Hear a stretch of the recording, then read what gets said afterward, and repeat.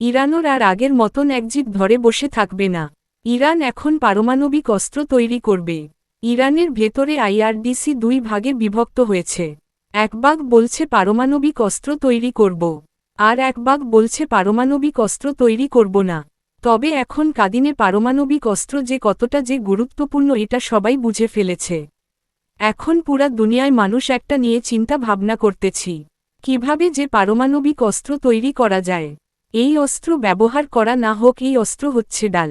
যার কাছে পারমাণবিক অস্ত্র আছে সেই দেশে অন্য কেউ হামলা করবে না। সুতরাং ইরানের উচিত আরে কত না মানা। এবার সরাসরি ইরানের পারমাণবিক অস্ত্র তৈরি করা দরকার। রাইটাচের প্রতিবেদন থেকে জানানো হচ্ছে, আইআরডিসি ভিতরে উচ্চ কর্মকর্তা জানানো হচ্ছে ইরানের পারমাণবিক অস্ত্র তৈরি করতে হবে।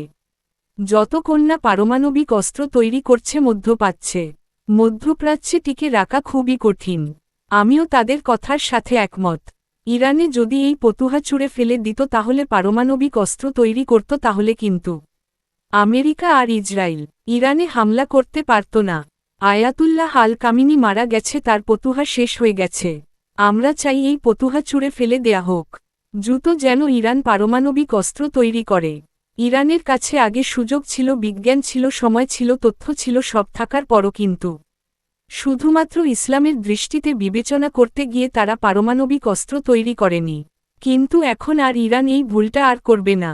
যদিও এই ভুলটা তারা করে, ভবিষ্যতে তারা হামলা শেখার হবে।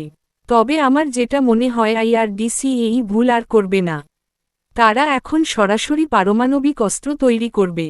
সম্মানিত দর্শক, এই বিবেচনা আপনারা কেমন দেখবেন?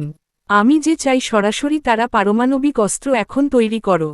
আমিও আশা করে যে আপনারা সবাই চান যেন তারা বোমা তৈরি করে ফেলে। আপনার মতামত কমেন্টে জানিয়ে যাবেন।